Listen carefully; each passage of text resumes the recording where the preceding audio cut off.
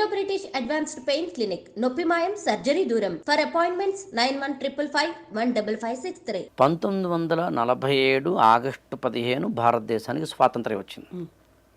స్వాతంత్ర్యం వచ్చిన ఒక 5.5 నెలలకే 1948 జనవరి 30 గాంధీని గాడ్సే హత్య చేశారు. అంటే ఒక 5.5 నెలల్లోనే దేశానికి స్వాతంత్ర్యాన్ని తీసుకొచ్చిన ఒక వ్యక్తిని, ఒక శక్తిని హత్య చేయడం అనేది చాలా అతిపెద్ద సంఘటన. ఎందుకు జరిగి ఉండాలి? గాంధీ సంబంధించిన సిద్ధాంతాలు కానీ, గాంధీకి సంబంధించిన ఉద్యమాలు లాంటి వాటిని కానీ, నాకేమీ ఆయనతోటి వ్యక్తిగతమైన వైరుధ్యమో, విభేదమో, శత్రుత్వమో లేనే లేదని స్పష్టంగా గాడ్సేనే చెప్తారు. వ్యక్తిగా నాకేమీ కక్ష లేదు, పగ లేదు, ప్రతీకారం లేదు. ఆయన సిద్ధాంతాలు ఆయనకు ఉండొచ్చు, కానీ దేశానికి స్వాతంత్ర్యం రావడం అనే ఒకానొక క్రమ పరిణామంలో జరిగిన కొన్ని ఘట్టాల్లో గాంధీజీ స్పష్టంగా మిస్టేక్స్ చేశారు అన్నది గాడ్సే వాదన. ఇంకా గమనించాల్సిన విషయం ఒకటి ఉంది.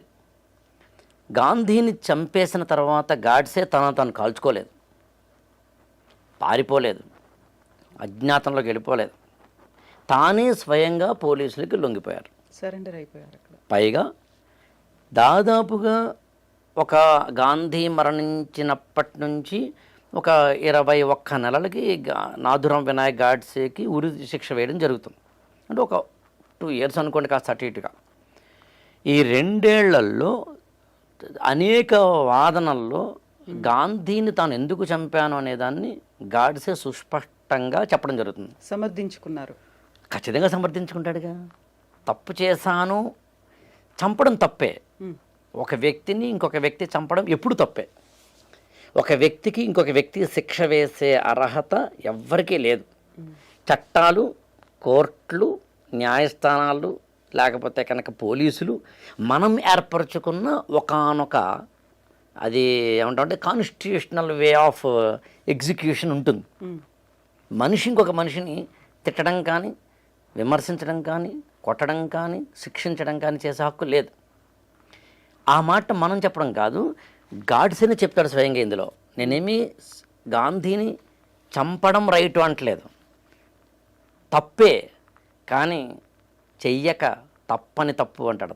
అనివార్య పరిస్థితులు, అనివార్యం, చెయ్యక తప్పదు నాకు. అందుకని గాంధీని ఎందుకు చంపాననే దాన్ని గాడ్సే దాదాపు ఒక 160-170 పేరాల్లో చెప్తాడు. ముఖ్యంగా 26 పాయింట్లు చెప్తాడు గాంధీని ఎందుకు చంపాను అనే వాటిలో. సుస్పష్టంగా 26 పాయింట్లలో స్పష్టంగా A to Z ఎక్కడెక్కడ ఏ మిస్టేక్స్ గాంధీ చేశారనే దాన్ని బేస్ చేసుకుని చెప్తారు. ఇక్కడ గమనించాల్సిన విషయం ఒకటి ఏముందంటే, 1947లో స్వాతంత్ర్యం వచ్చినప్పుడు దేశం విడిపోయింది. ఈ 2 nation theory, Pakistan and India అనే 2 దేశాల ఏర్పాటు అనేది ఒక అనివార్యమైన పరిస్థితి ఏర్పడింది. ఇది నిజానికి ఈ దేశ విభజన అనేది మామూలుగా ఇవాళ 77 సంవత్సరాల తర్వాత మనకి పెద్దగా పెయిన్ఫుల్గా అనిపించకపోవచ్చు. 77 సంవత్సరాల కిందట, అంటే 1947లో అప్పటి భారతీయుల అఖండ భారతదేశం మనది. ఈ పక్కన బంగ్లాదేశ్ మనది, ఆ పక్కన పాకిస్తాన్ మనది, మధ్యలో ఇవాళ మనం అనుకుంటున్న ఏదైతే భారతదేశం ఉందో ఇవంతా మనదే. ఈ అఖండ భారతదేశంతో ముడిపడిన జీవితాలు అవి.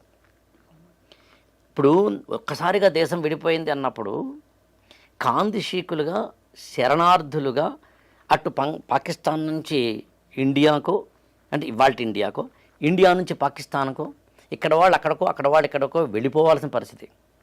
పైగా దేశ విభజన అనేది మామూలుగా అయితే ఒక జాతిపరమైన అంశము, ఇంకొక అంశం అయితే కనుక బ్రాడర్ సెన్సిటివిటీ ఉంటుంది. సోషియాలజీలో బ్రాడర్ సెన్సిటివిటీ.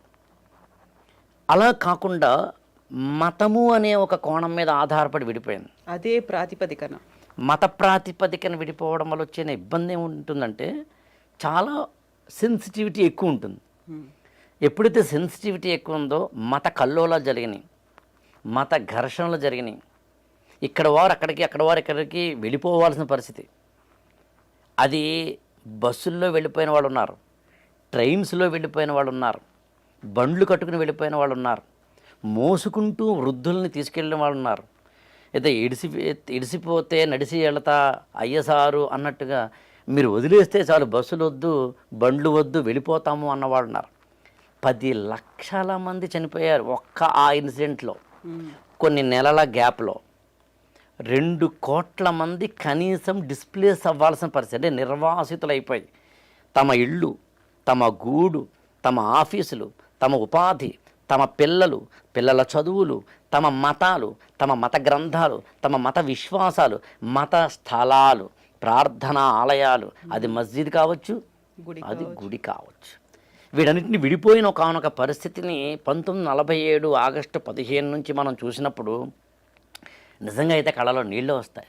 అందులో మెజారిటీ సంసిద్ధంగా లేరు, ఎప్పుడు ఉండే అవకాశం లేదు, ప్రజలు ఎప్పుడు కూడా సంసిద్ధంగా ఉండే అవకాశం లేదు. ఎందుకంటే బ్రాడర్ అవుట్లుక్లో చూసినప్పుడు ప్రజలకి ఇవన్నీ సంబంధం ఉండదు.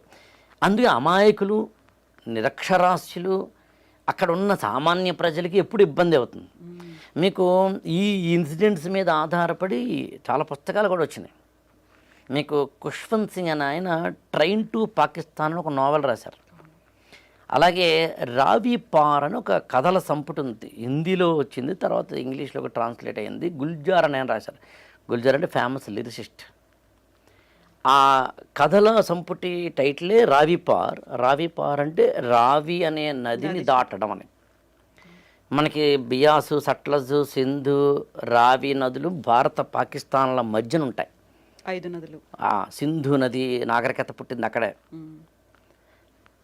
అప్పట్లో ఈ అంటే కాంతి సీకులుగా శరణార్థులుగా వెళ్ళిపోవడం అనేది ఒక్కసారి ఊహిస్తేనే కానీ మనకు అర్థం కాదు. యాక్చువల్గా రోజుకి లక్షల మంది, వేల మంది ఏం దొరికితే అది పట్టుకుని వెళ్ళిపోయే ఒకనొక పరిస్థితి ఉన్నప్పుడు రావిపార్ అనే కథానికలో రాస్తారు ఆయన. ఒక ఫ్యామిలీ, 2 పిల్లలు, వాళ్ళిద్దరు కూడా కవల పిల్లలు.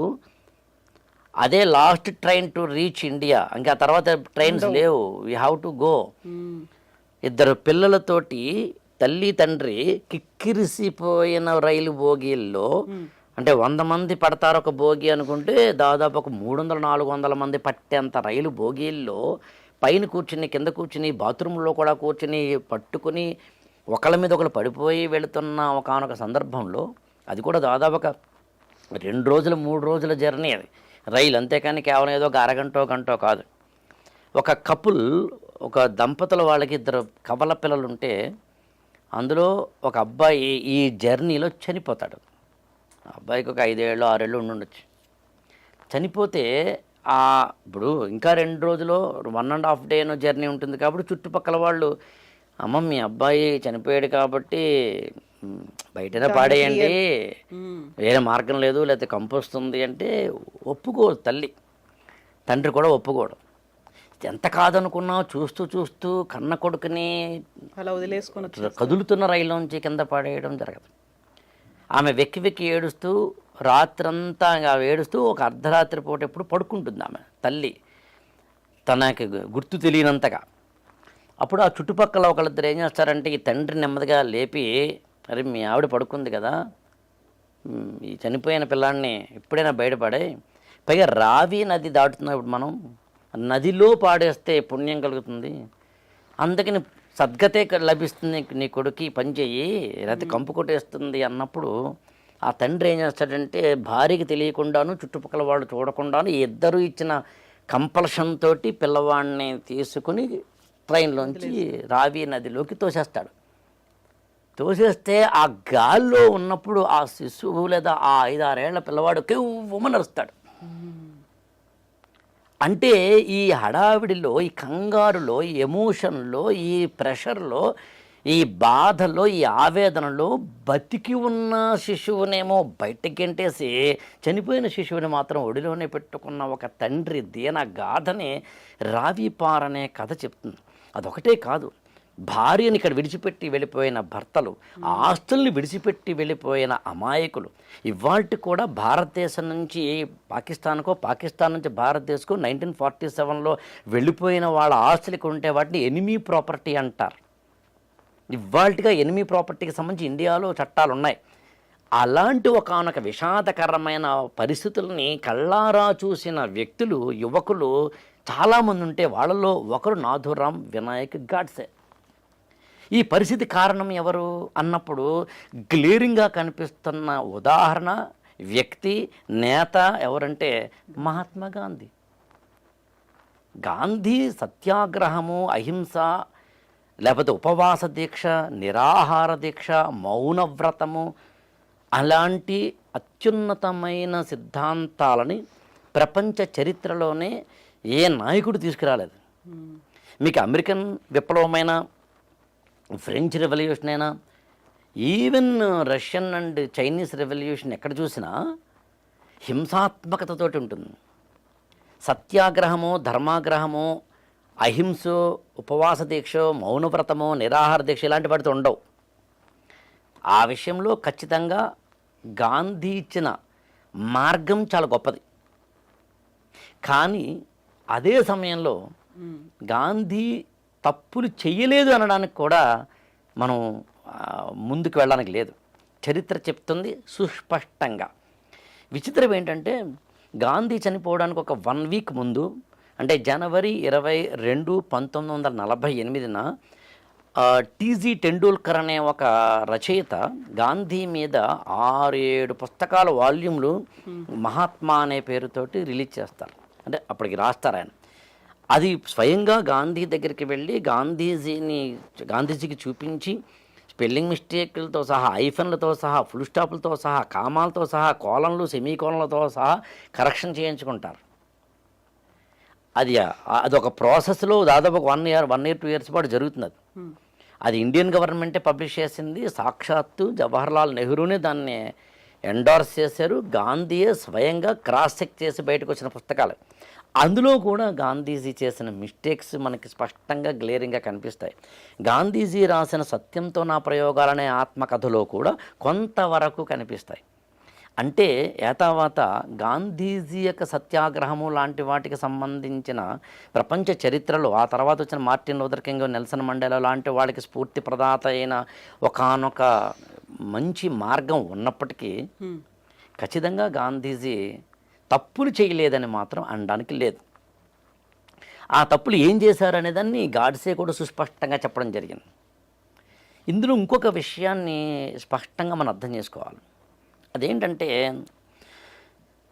మామూలుగా భారతదేశం అంటేనే కొన్ని మతాల కలయిక, భాషల కలయిక, ప్రాంతాల కలయిక, భిన్నత్వంలో ఏకత్వము అనేదానికి బెస్ట్ ఎగ్జాంపుల్ ప్రపంచంలో ఏదైనా ఉంది అంటే అది భారతదేశమే. అందుకనే భారతదేశాన్ని ఉపఖండంగా చెబుతాం, సబ్ కాంటినెంట్ అంటాం. అంటే ఒక కాంటినెంట్కి ఎన్ని లక్షణాలు ఉంటాయో వైవిధ్యం పరంగా అన్నీ ఉంటాయి ఈ దేశానికి అనే అర్థంలో. అందుని భారతదేశం అనేది వివిధ మతాల కలయిక కాబట్టి ఒక సెన్సిటివ్ ఇష్యూగా మతపరమైన ఐక్యతో ఏదో ఒకటి మాత్రం ఈ దేశానికి ఎప్పుడూ ఉంటుంది. గాంధీజీ దాదాపు ఒక 20-21 సంవత్సరాల పాటు దక్షిణాఫ్రికాలో ఉన్నారు. ఒక లాయర్గాను, బారిస్టర్గాను పనిచేశారు. అక్కడ ఆయన సత్యాగ్రహం లాంటి వాటికి సంబంధించిన సక్సెస్ని లేదా విజయాలని చవి చూసిన వ్యక్తే. ఆ తర్వాత ఇండియాకు వస్తారు ఆయన. 1915 జనవరి 9 ఆయన ఇండియాకు వచ్చారు. నేను జనవరి 9 అనే డేట్ కూడా ఎందుకు చెప్పానంటే ఇవాళకి భారత ప్రభుత్వము ప్రవాసీ భారత దివస్ అని జనవరి 9ని చేస్తుంది. అంటే వివిధ దేశాల్లో ఉన్న భారతీయులందరూ, ప్రవాస భారతీయులందరూ భారతదేశానికి చేస్తున్న కాంట్రిబ్యూషను, వాళ్ళు ఆయా దేశాల్లో స్థానికంగా చేస్తున్న కాంట్రిబ్యూషన్ని స్మరించుకుంటూ మనం ప్రవాసీ భారత దివస్ అని చేస్తాం. ఆ ప్రవాసీ భారత దివస్ని జనవరి 9ని ఎందుకు చేస్తామంటే ఆ రోజునే భారతదేశానికి 1915లో గాంధీ మహాత్ముడు వచ్చాడు కాబట్టి. ఒక ప్రవాస భారతీయుడై భారతదేశానికి తిరిగొచ్చి భారతదేశ స్వాతంత్ర్యాన్ని సాధించడానికి తన యొక్క అన్ని అంటే త్యాగాలను చేసి, మళ్ళీ ఈ పదం కూడా నాథూరాం వినాయక్ గాడ్సేనే చెప్తారు తన వాంగ్మూలంలో. ఆయన చాలా కష్టాలు పడ్డారు, ఆయన చాలా తన యొక్క అంటే వ్యక్తిగతమైన వాటన్నిటిని వదులుకున్నారు, నేనే కాదంటం లేదు అనే అర్థం వచ్చేలాగా. సో అలాంటి గాంధీ మహాత్ముడు భారతదేశానికి వచ్చిన రోజు మనం ప్రవాసీ భారత దివసం చేస్తాం. ఇక్కడ చాలా విపులంగా మనం సుస్పష్టంగా ఒక 4-5 పాయింట్లు చెప్పుకోవాలి. అందులో ఒకటేంటంటే 1915లో మహాత్మా గాంధీ భారతదేశానికి వచ్చే సమయానికి భారతదేశంలో స్వాతంత్ర్య పోరాటం ఉవ్వెత్తున జరుగుతోంది. అప్పటికే ఆయన దక్షిణాఫ్రికాలో ఒక విజయం సాధించిన నేత. అందుకని ఇండియా వచ్చిన తర్వాత భారత రాజకీయాల్లో స్వాతంత్ర ఉద్యమానికి సంబంధించి తన పాత్ర ఏమిటి, నేను ఏం చెయ్యాలి అనే కాంట్రిబ్యూషన్ ఏంటి అనే దాంట్లో గాంధీ మహాత్ముడు అనుకున్నప్పుడు గాంధీ సుస్పష్టంగా భారతదేశ రాజకీయాలలో అప్పటికి మనకి 3 లేయర్స్ ఉంటాయండి. Higher level and upper class, lower class, middle class. Jawaharlal Nehru కానీ, మోతీలాల్ నెహ్రూ కానీ, చిత్తరంజన్ దాస్ అంటే మనకి భారతదేశంలో 1885లో ఇండియన్ నేషనల్ కాంగ్రెస్ వచ్చే సమయానికి భారత రాజకీయాలకు సంబంధించి ఇప్పుడు మనం మాట్లాడుతున్న 1915 అనుకుంటే, అక్కడో 15 ఇక్కడో 15 ఒక 30 ఏళ్ళు అనుకుంటే, ఈ ఎవరైతే లీడర్లుగా మనం చెబుతామో వాళ్ళందరూ కూడా హయ్యర్ క్లాస్కి మాత్రమే, ఎడ్యుకేటెడ్ స్ట్రాటాకి మాత్రమే లిమిట్ అయిన వాళ్ళు. ఒక ఫిరోజ్ షా మెహతా కానీ, దాదాబాయి నౌరోజీ కానీ, బాలగంగాధర తిలక్ కానీ, గోపాలకృష్ణ గోఖలే కానీ. నేను ఈ 4 పేర్లు ఎందుకు చెప్పానంటే ఈ 4 పేర్లు ఈయన చెప్పారు కాబట్టి. నేను ఇవాళ తీసుకుంటున్న ఈ వాక్యాలన్నీ కాస్త అటు ఇటుగా ఇందులోంచి తీసుకుంటున్నవే. మరి పదే ప్రతిసారి ఫుట్ నోట్ నేను చెప్పలేకపోవని తప్ప ఈయన చెప్పిన మాటల్ని కొంచెం కోటబుల్గా చేస్తున్నాను. ఈ 4 నాయకుల్ని ఎందుకు గాసే చెప్తారంటే, ఈ 4 అంటే ఇందాక నేను చెప్పిన ఫిరోజ్ షా మెహతా కావచ్చు, దాదాబాయి నౌరోజీ కావచ్చు, బాలగంగాధర్ తిలక్ కావచ్చు, అయితే గోపాలకృష్ణ గోఖలే కావచ్చు. గోఖలే అంటే సాక్షాత్తు గాంధీ మహాత్ముడి యొక్క గురువు, రాజకీయ గురువు. ఈ 4 భారతదేశంలో 1915 నాటికి, అంటే ఇండియాకి దక్షిణాఫ్రికా నుంచి గాంధీ మహాత్ముడు వచ్చే సమయానికి అప్పర్ క్లాస్ నుంచి లోయర్ క్లాస్ వైపుకి, మిడిల్ క్లాస్ మీదుగా భారత స్వాతంత్ర ఉద్యమాన్ని తీసుకెళ్తున్న రోజులు అవి. అదే టైంలో లాల్ బాల్ పాల్ అనేది ముగ్గురి త్రయం కూడా వినిపించింది. ఎగ్జాక్ట్లీ. ఈ ప్రాసెస్లో మిడిల్ క్లాస్ మీదుగా లోయర్ క్లాస్కి వెళుతున్న ఒకనొక రాజకీయ పరిణామ దశని అర్థం చేసుకున్న వ్యక్తి మహాత్మా గాంధీ. అదే సమయంలో ఇంకొకటి ఏం జరిగింది అక్కడంటే, ఇప్పుడు చెప్పిన ఈ 4 కూడా 1915 నుంచి 1920లకు వచ్చేసరికి మరణించడం కూడా జరిగింది, కాస్త అటు ఇటుగా. అంటే ఎవరైతే రాజకీయ పరంగా మిడిల్ క్లాస్లోంచి లోయర్ క్లాసులోకి భారత స్వాతంత్ర ఉద్యమాన్ని తీసుకెళ్తున్నారో ఆ సమయానికి 4 కూడా వివిధ కారణాల వల్ల ఒక 4-5 ఏళ్ల గ్యాప్లో మరణించడం వల్ల సరిగ్గా అప్పటికి భారతదేశంలోకి వచ్చి గాంధీ 5 ఏళ్ళు అవుతుంది, అంటే 1920.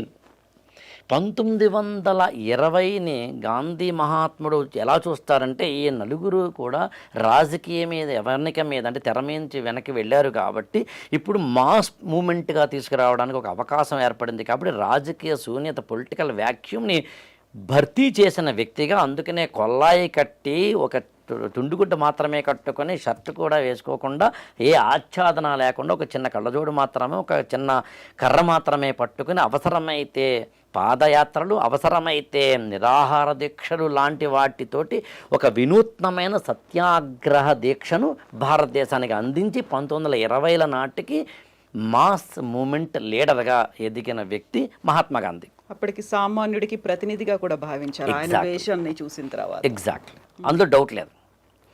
కానీ గమనించాల్సిన విషయం ఏంటంటే, భారతదేశంలో ముస్లింలకు సంబంధించి వారి వెనకబాటుతనం, వారిలో అంటే సమాజంలో వెనకబడిపోకుండా ఉండి వారిని అభ్యున్నతిలోకి తీసుకెళ్ళాలి అనే ఒక ఉద్యమం అలీఘర్ మూమెంట్ అని వస్తుంది. అలీఘర్ ముస్లిం యూనివర్సిటీ అని మనం హిస్టరీలో చదువుతాం. 1875 ఆ ప్రాంతంలో వస్తుంది. సర్ సయ్యద్ అహ్మద్ ఖాన్ అనేది తీసుకొస్తారు. అలీఘర్ మూమెంట్ లాంటివి భారతదేశంలో ఒక ముస్లిం సమాజంలో సంస్కరణ తీసుకొస్తూ ముస్లిం సమాజాన్ని హిందూ సమాజంతో సమాన అభ్యున్నతి వైపు తీసుకువెళ్ళేందుకు వారిలో ఉన్న ఛాందసాలు, మూఢనమ్మకాలు, ఇతరత్రా లాంటి వాటినో పక్కన ప్రక్షాళన చేస్తూ, ఇంకొక పక్కన ఆ సమాజాన్ని భారతీయ సమాజంతో సమానం చేస్తూ వారిలో కూడా విద్య, ఉపాధి లాంటి వాటిల్లోనూ, ఉమెన్ ఎంపవర్మెంట్ లాంటి వాటిలోనూ హయ్యర్ లెవెల్కి తీసుకొచ్చే ప్రయత్నం ఒకటి జరిగింది. It is a positive moment. సరిగ్గా ఆ టైంలో హిందూ సమాజంలో ఉన్న అన్టచబిలిటీ కానీ, హిందూ సమాజంలో స్త్రీల పట్ల ఉన్న సతీ సహగమనము, బాల్య వివాహాలు లాంటి వాటిని, వితంతు పునర్వివాహ నిషేధం లాంటి వాటిని ఎదుర్కొంటూ ఈ సమాజంలో కూడా ఒకానొక సంస్కరణవాదాన్ని తీసుకురావడం అనేది కల్చరల్ రెనైజెన్స్ అంటాం మనం. 1858 తర్వాత మనకి సుస్పష్టంగా కనిపిస్తుంది సాంస్కృతిక పునరుజ్జీవనం అనే పేరుతోటి. అందులో మీకు బ్రహ్మ సమాజం కానీ, ఆర్య సమాజం కానీ, అంటే స్వామి దయానంద సరస్వతి తీసుకొచ్చిన ఆర్య సమాజం కానీ, రాజా రామ్మోహన్ రాయ్ తీసుకొచ్చిన బ్రహ్మ సమాజం కానీ, అనీబ్ సెంట్ తీసుకొచ్చిన థియోసాఫికల్ సొసైటీ లాంటివి కానీ ఈ క్రమంలో మనకు కనిపిస్తాయి. అంటే భారతీయ తత్వంలో ఉన్న, భారతీయ సమాజంలో ఉన్న వివిధ మతాలలో తమకు తాముగా ఏవైతే చిన్న చిన్న ఇబ్బందులు ఉన్నాయో వాటిని ప్రక్షాళన చేసుకుంటూ మొత్తం మీద జనజీవన స్రవంతిలో కలుపుకురావాలి అనే ఒకానొక బ్రాడర్ మెంటాలిటీ ఉన్న నాయకులతోటి కూడిన ఒక రాజకీయ వాతావరణాన్ని మనం ఒక 50-60 ఏళ్ళు చూస్తాం. కానీ 1905లో బెంగాల్ విభజన అని జరిగింది. వందే మాతర మూమెంట్ అంటాం మనం. బెంగాల్ విభజనని సుస్పష్టంగా హిందూ ముస్లిం అనైక్యతను తీసుకురావడానికే, ఈ ఇద్దరి మధ్యన ఒక చీలికను తీసుకురావడానికే బ్రిటిష్ గవర్నమెంట్ తీసుకొచ్చింది లార్డ్ కర్జన్ ద్వారా. అసలు బ్రిటిష్ వాళ్ళ యొక్క ప్రధానమైన వెపన్ ఏంటి అని అడిగితే డివైడ్ అండ్ రూల్. ఈ విభజించు పాలించు అనే తత్వంలో ఖచ్చితంగా బ్రిటిష్ వారు ప్రతిసారి భారతీయ సమాజాన్ని విడగొట్టడానికి ప్రయత్నిస్తారు. అలాంటి ఇప్పుడు మనం మాట్లాడుతున్న కాంటెక్స్ట్లో ఈ ఇద్దరి సమాజాల మధ్య, అంటే హిందూ ముస్లింల సమాజాల మధ్య ఒక చీలికను తీసుకురావడానికి ద గ్లేరింగ్ ఇన్సిడెంట్ ఏంటి అంటే 1905 బెంగాల్ విభజన. అది చాలా అంతకుముందు యాక్చువల్గా హిందూ సమాజము, ముస్లిం సమాజము కలిసికట్టుగా మనకి 1857 స్వాతంత్ర తిరుగుబాటులో కూడా మనం చూస్తాం, అంటే సిపాయిల తిరుగుబాటులో చూస్తాం. అంతెందుకు అష్ఫాకుల్లా ఖాన్ లాంటి ముస్లింలు, అంటే ముస్లిం యువకులు భారత స్వాతంత్ర సంగ్రామంలో పార్టిసిపేట్ చేయడాన్ని మనం చూస్తాం తర్వాత, కానీ ముందుగా. బట్ ఓవరాల్గా 1905లో జరిగిన ఇది చాలా కీలకమైన. అందులో మీకు 1906లో ఆల్ ఇండియా ముస్లిం లీగ్ అని వస్తుంది. ఆల్ ఇండియా ముస్లిం లీగ్ అనేది ప్రధానంగా, అంతకుముందు అలీగర్ మూమెంట్కి ముస్లిం లీగ్కి ఉన్న తేడా ఏంటంటే, మన సమాజంలో ఉన్న లోపాలను సవరించుకుంటూ ఇతర సమాజాలతోటి మనం కలిసి ఇతర సమాజాలు మనల్ని కనుక తక్కువ చేస్తుంటే ఆ పాజిటివ్ డిస్క్రిమినేషన్ అర్థం చేసుకుంటూ అప్లిఫ్ట్మెంట్ ఆఫ్ ద కమ్యూనిటీ అనేది ఎజెండా. అది కొంతకాలం అయ్యేసరికి మనకి ఆల్ ఇండియా ముస్లిం లీగ్ లాంటి వాటిలో ఎంత కాదనుకున్నా మనకి అనిపించేది ఏంటి అంటే ఒక రిలీజియస్ ఫెనటిజం, అంటే ఒక మత ఛాందసవాదంలోకి వెళ్ళడము అనేది జరుగుతుంది. అది ఫ్రంట్ ఎండ్లోకి వస్తుంది. 1906 ఆ ప్రాంతంలో ఆల్ ఇండియా ముస్లిం లీగ్ వస్తుంది. మనకి అలీ బ్రదర్స్, ఆ తర్వాత మహమ్మద్ అలీ జిన్నా ప్రధానంగా దాన్ని ముందుకు తీసుకెళ్ళిన వ్యక్తులుగా మనం చూస్తాం. సరిగ్గా ఇదే సమయంలో 1909లో మింటో మోర్లే రిఫార్మ్స్ అని వస్తాయండి. చాలా సింపుల్గా చెప్పాలంటే భారతదేశంలో రాజ్యాంగపరమైన, రాజకీయపరమైన సంస్కరణలు తీసుకురావడంలో భాగంగా బ్రిటిష్ గవర్నమెంట్ ఏం చేస్తుంది అంటే సెపరేట్ ఎలక్టరేట్ అని ఒక పదం వాడతారు అక్కడ. సెపరేట్ ఎలక్టరేట్ అంటే అర్థం ఏంటంటే ముస్లిం ఓటర్లు తమ ముస్లిం రాజ్య ప్రతినిధిని పార్లమెంటుకో లేకపోతే కనుక అసెంబ్లీకో పంపించడం. అది నిజానికి సమాజాన్ని మొక్కలు చేయడం. అది 1909లో జరుగుతుంది. తర్వాత 1916లో 15లోనో హిందూ మహాసభ అని వస్తుంది. మదన్ మోహన్ మాలవీయ ప్రారంభిస్తారు. యాక్చువల్గా నాథురామ్ వినాయక్ గాడ్సే ఆ హిందూ మహాసభ ఆర్ఎస్ఎస్ కార్యకర్త. ఆయన అందరూ చాలా సుస్పష్టంగా ఇందులో చెప్తాడు, నేను కొంతకాలం ఆర్ఎస్ఎస్లో పనిచేసి హిందూ మహాసభలో పనిచేసిన వ్యక్తిని అని. అంటే 1915-20 నాటికి భారతదేశంలో హిందూ ముస్లిం యూనిటీ అనేది దెబ్బతింది. ఇది గమనించిన నేత గాంధీ. ఇప్పుడు గాంధీ ముందున్న ఆప్షన్ ఏంటంటే, అతిపెద్ద సవాల్ కూడా ఏంటంటే, నేను పోరాడాల్సింది బ్రిటిష్ వాళ్ళ మీద. బ్రిటిష్ వారి మీద నేను పోరాడాలి అంటే నా దేశంలో ఉన్న అందరూ నాతో కలిసి రావాలి. అన్ని కులాలు కలిసి రావాలి, అన్ని భాషలు కలిసి రావాలి, అన్ని మతాలు కలిసి రావాలి, అన్ని సంఘాలు కలిసి రావాలి, అన్ని ప్రాంతాలు కలిసి రావాలి, అన్ని వర్గాలు, వయోవర్గాలు, స్త్రీ పురుష భేదాలు అన్నీ అందరూ కలిసి రావాలి. కలిసి రావాలి అంటే నేను ముస్లింలను నా వైపు అట్రాక్ట్ చేయాలి. హిందూ ముస్లింల చీలికలతోటి ఈ దేశాన్ని విభజించి పాలించాలనుకుంటున్న బ్రిటిష్ వారికి నేను సమాధానం చెప్పాలి అంటే నేను కూడా ముస్లింలను చేరదీసుకోవాలి. చేరదీయాలి అంటే వారికి నేను ఎక్కువ బహుమానాలు ఇవ్వాలి. ఈ తప్పు కాదు. కానీ గాంధీ చేసిన అతిపెద్ద మిస్టేక్ ఏంటంటే వీరికి ఇవ్వకుండా వీరికి ఇవ్వడం తప్పు. ఎలా ఇస్తారు? 2, ఇవ్వడం కూడా ప్రభుత్వమైన నాయకులైన తాయిలాలని ఎంతవరకు ఇవ్వాలి, ఎంతవరకు ఇవ్వకూడదు విచక్షణ ఏంటి అని తెలుసుకోవాలి. ప్రతి ఒక్క వ్యక్తికి అతనికి ఏ అడ్వాంటేజ్ ఉంటుందో అదే డిసడ్వాంటేజ్ అవుతుంది. ఎవరికైనా అంతే. ఏ వ్యక్తికైనా, ఏ నాయకుడికైనా, ఏ సంఘానికైనా మీకు ఏది డిసడ్వాంటేజ్ చెప్పండి అది అడ్వాంటేజ్ అవుతుంది, ఏది అడ్వాంటేజ్ చెప్పండి అది డిసడ్వాంటేజ్ అవుతుంది. గాంధీకి బ్రిటిషు వారిని ఎదుర్కోవడానికి నేను ముస్లింలను చేరదీసినప్పుడు వారు నాతోటి కలిసి వస్తే అప్పుడు నేను హిందూ సమాజం ఎలాగూ నాతో ఉంటుంది, అప్పుడు ఇద్దరినీ కలిసి తీసుకువెళ్ళవచ్చు అనే ఒకానొక ఆలోచన. నిజంగా చెప్తున్నానండి, ఈ పుస్తకంలో గాడ్సే ఈ పాయింట్ని ఎంత లాజికల్గా, రేషనల్గా, ఎగ్జాంప్లిఫరీగా ఇన్స్టెన్సెస్ తోటి చెప్తారో, ఇన్సిడెంట్స్తో చెప్తే ఆశ్చర్యపోతాం. అదే ఇప్పుడు చాలా కన్విన్సింగ్గా అనిపిస్తోంది. ఎగ్జాక్ట్లీ. కన్విన్సింగ్ అనే పదం కూడా నేను వాడిన. కన్విన్సింగ్ అనేది కూడా ఎక్కడో కిట్టుబాటే కాదు, ఇట్స్ రైట్. గాంధీని గాడ్సే చంపడం తప్పేమో తప్ప చంపడానికి ఒకానొక ప్రేరేపించిన ఘట్టాలు మాత్రం రైట్. ఆ కారణాలు ఏవైతే ఉన్నాయో సుస్పష్టంగా.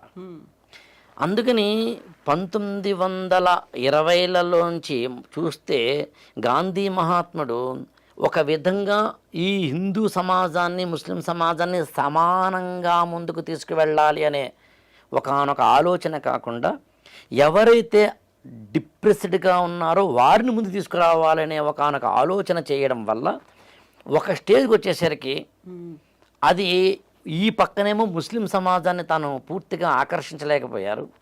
ఎట్ ద సేమ్ టైం హిందూ సమాజానికి, ముస్లిం సమాజానికి మధ్యన డివిజన్, చీలిక పెరిగిందే తప్ప తగ్గలేదు. గాంధీకి ఆ మొండి పట్టుదల ఒక తప్పు చేసిన తర్వాత దాని నుంచి వెంటనే మళ్ళీ కరెక్షన్ చేసుకోవడం కాకుండా మళ్ళీ తప్పు చేయడము అనేది ఇంకొకసారి ఏదో చేయడం అనేది జరిగింది. ఎంత బాగా చెప్తారంటే గాంధీ గురించి ఇక్కడ కొన్ని ఉదాహరణలుగా చెప్తే 26 పాయింట్లు ఇందామని మాట అన్నాను నేను. 26 ఘట్టాల్లో గాంధీజీ చేసిన మిస్టేక్స్ని చెప్తారంటే ఊహించండి. యాక్చువల్గా అందులో కొంచెం హిందుత్వవాదంగా మనకు అనిపించవచ్చు, కానీ కొన్నిట్లో మాత్రం ఖచ్చితంగా. అంటే ఇవన్నీ ఎలా ఉంటాయంటే ఆనాటి ఎప్పుడూ కూడా టెక్స్ట్ అండ్ కాంటెక్స్ట్ అనే పదం వాడతాం. ఒక ఇన్సిడెంట్కి కాంటెక్స్ట్ ఏంటనే పదం వాడతాం. ఆ కాంటెక్స్ట్లో చూసినప్పుడు గాంధీజీ కూడా రైట్ అనిపిస్తుంది మనకి. అందుకే నేను మీకు ఆశ్చర్యపోతారండి, గాంధీ పాయింట్ ఆఫ్ వ్యూలో గాడ్సేని విమర్శిస్తూ వచ్చిన పుస్తకాలు ఉన్నాయి తెలుగులో. అంటే ఇంగ్లీష్లో వచ్చినవి తెలుగులో అనుకోండి, translations what I want to convey. Godse point of వ్యూలో గాంధీని విమర్శిస్తూ వచ్చిన పుస్తకాలు ఉన్నాయి.